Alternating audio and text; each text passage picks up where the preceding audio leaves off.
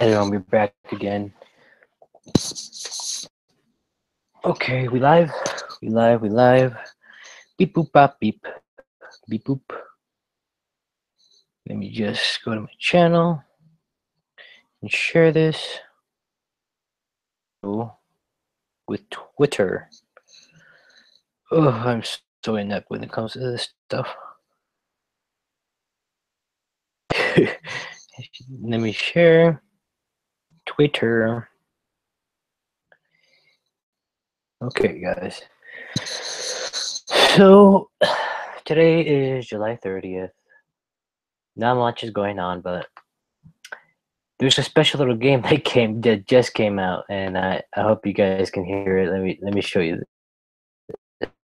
Okay. So Crash the Insane Trilogy just came out.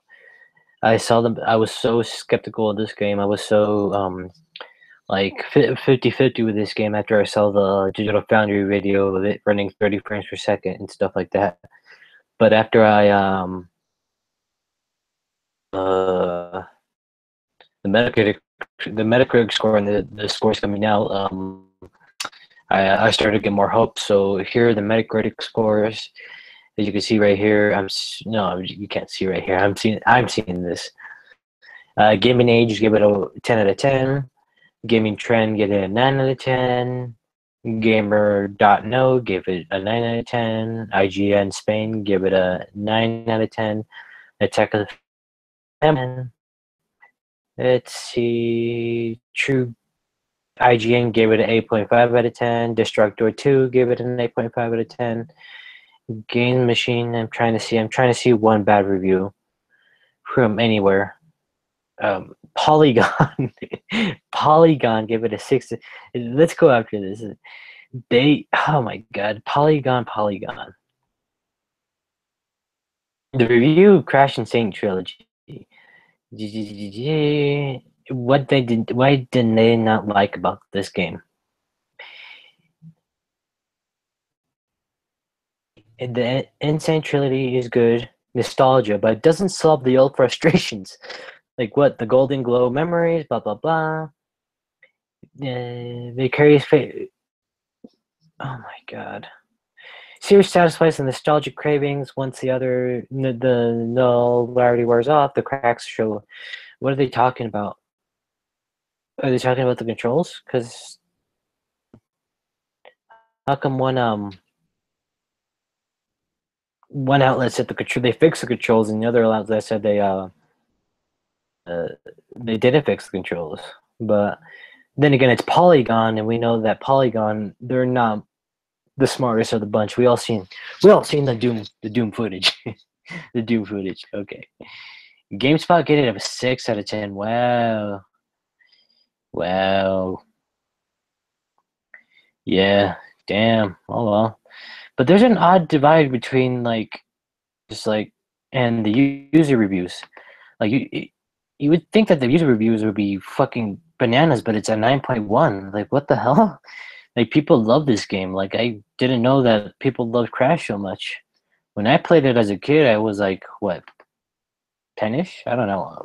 I played it on McDonald's. I didn't even own a PS1 since I was so fucking poor. But user reviews are giving it outrageous reviews, and oh, this is a fan-made game, and I hope people go buy this game. I went to go buy this game because I want to support this game, and this game looks pretty good. And I saw the reviews and all that stuff, and yeah, here's hoping that this game is good when I play it. But I still got too many games to play, which is a good thing. I got to finish up Horizon Zero Dawn, then I got to finish up Nier, then I'm gonna have to finish up Crash. Then I want to get back into Zelda to do the DLC that just came out today. It's just so many games, and it's just supposed to be my free time, but I don't got no fucking free time because I decided to take a summer class. But whatever. So what else is on the agenda right now? The Xbox fanboys flip flopping. Here we go. Let's go to Digital Foundry. I think I left a comment on Digital Foundry, and the amount of damage control that these cultists make for themselves is unreal. It's absolute unrealness. Let me just check. You guys can hear me. I'm not talking to myself. Okay.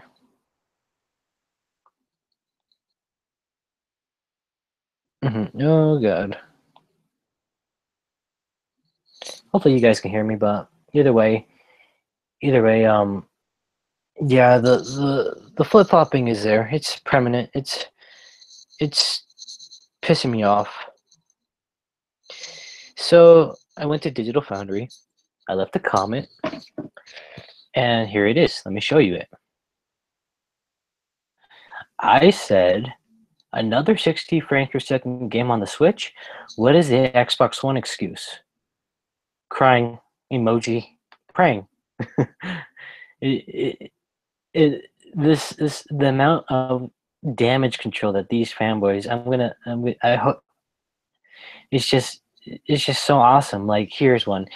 Aiming for 4K in visual intense and modern game titles instead of 1080p. Oh my gosh, some of these quiet. Did you even read before you asking? They have said that from the beginning. I think it's freaking stupid that they don't give you the option though. By the way, pretty much any game on Xbox is probably gonna look better than Breath of the Wild on Switch. Shit, stop this shit. Two different systems aiming for two different things. I don't say one has games, the other doesn't have games. Like Breath of the Wild has is it critically a game claim every critics love it. I really don't know what the difference is. Why that game's resolution has to do with anything, I really don't know because since when did Xbox or Xbox fanatics care about resolution? Didn't they? Weren't these the people that said that resolution doesn't matter? Like at the beginning of the generation, like aren't these the same people that said 720p is not the same at 1080p? It's just I don't see the difference. Like now there's a difference. Now there's a difference. It's just amazing. Why did the downgrade? Okay, the bad Ombre. I never mentioned the PS4 Pro, but okay. Um, oh my God, some of these. And then I answered. I'd rather have a 720p game at 60 frames per second than a 4K chugging mess, and everybody started freaking out more. This comment right here. No excuses. No excuse. A developer's choice can be any platform and prioritize graphical fidelity. Why you bullshitting? I'm just asking what's an excuse, bro. I'm just asking, like, hey, what's the valid excuse of way? How come the Xbox can do 4K 60 gaming on all games on period? No fucking Forza, no fucking racing indie games. I'm saying, why doesn't the Xbox do 4K 60 on Crackdown, Anthem, Metro, or Anthem Metro or any game or Shadow of War. How come it doesn't do 60 frames per second? This thing is like a $1,500 PC. How come it can't do that? It's just, oh my god. Pretty much all the fighting games are 60 frames per second. Every fighting game is 60 frames per second. Numbnuts. Oh god. Just more people calling me stupid. And one more comment. I said, damage controlling from Xbox always has me or ROF. Oh god.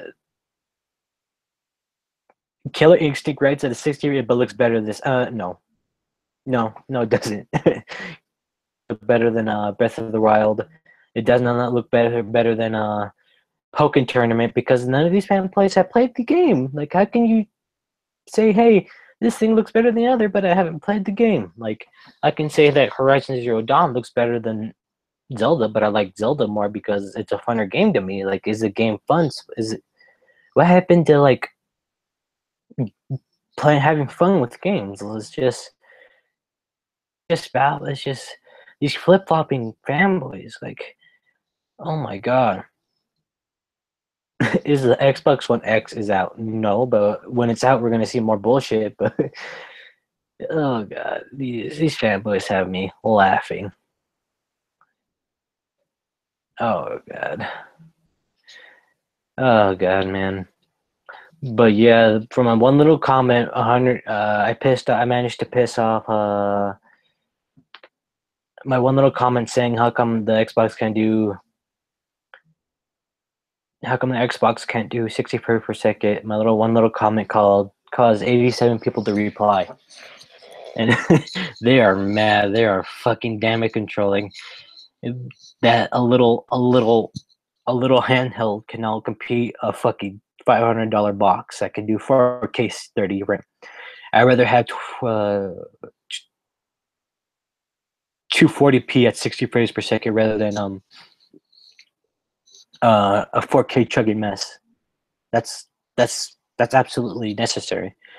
Fallout 4 is a bloody fucking mess, and I had to play that and I had to suffer through that fucking headaches and stuff like that because of the chugging frame rate. If these consoles are so underpowered, why would they're so underpowered because they need to sell to a form factor. They need to sell to the modern consumer, but I guess that's too much to ask for these days. Like these people are just hilarious. Like my God, it's just some of these people are just trippy, trippy pro. And what else? What else? Digital foundry, blah blah blah. I'm just reading through these comments, and it's just absolute toxicity of just fanboys saying one thing, then saying the other. Funny how that works, right? One like as long as it doesn't paint your plastic box in a bad light, it's optional. Okay, and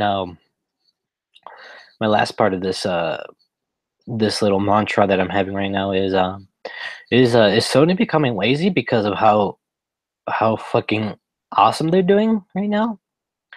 Like right now they're on top. They're like outselling the Xbox One like three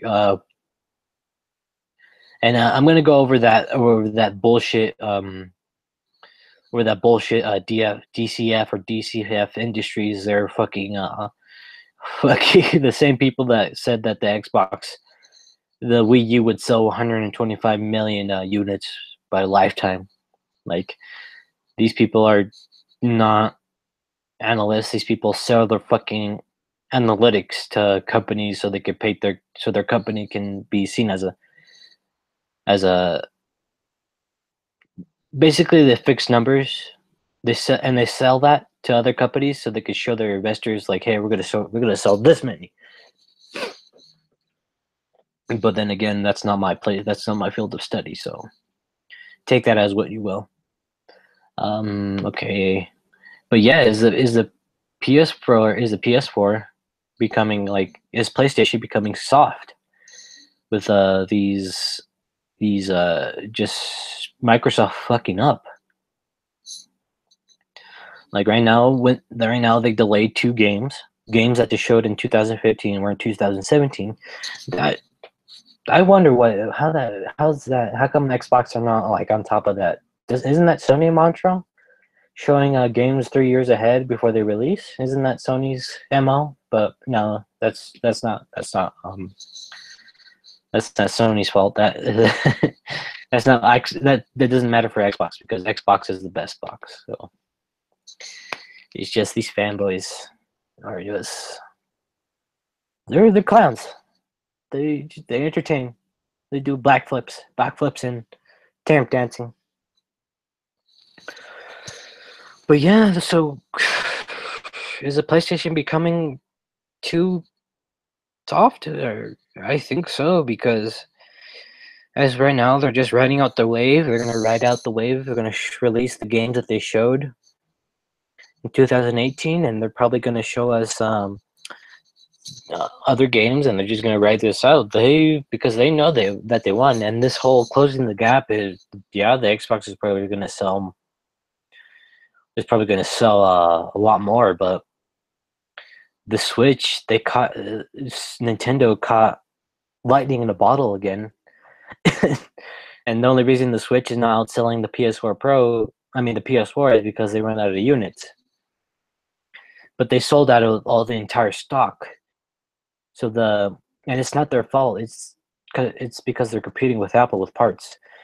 So I don't think Xbox is going to win the NPD of November, whatever that matters, because apparently my console outsells your console is some mental justification that your console's better. Like, how does that work out? That the NPD, it just baffles me. But whatever, they're not going to win. The Xbox One X is going to be outsold by the Nintendo Switch, or because of we have Mario coming out that day. We have we have Ni no Kuni coming out. Like Mario is an absolute juggernaut. It's the Mickey Mouse of gaming, and I don't know why Xbox is releasing a console during that day. They should have released it when they announced it. Like say, hey, here's our console. You know what? You can pre-order it and it comes out next week. They would have at least gotten console sold, but like I said, I already spent that money on a Nintendo Switch and a few other games. Like Splatoon 2 is coming out. Say what you want about Splatoon, but it's an absolute juggernaut in Japan right now, and people love it. People love the art style. I haven't played because I absolutely refuse to own a Wii U. So as soon as the Nintendo Switch wasn't gotten announced, I was like, yes. The two things that I love about Nintendo: handhelds and their handhelds on console game. Their console games on handhelds, basically, because all those that their freaking RPGs are the best. Their what's it called? Zelda. Their Zelda games are absolutely phenomenal. Except the Wii U, except the Wii one. The Wii one was grotesque, but all of them are awesome. And what else? Oh yeah, just like the Xbox is probably, even though they have a new console coming out, it's gonna sell at a $500 price point, and there's two other things that are cheap. No, three other things that are cheaper than the buying a $500 console.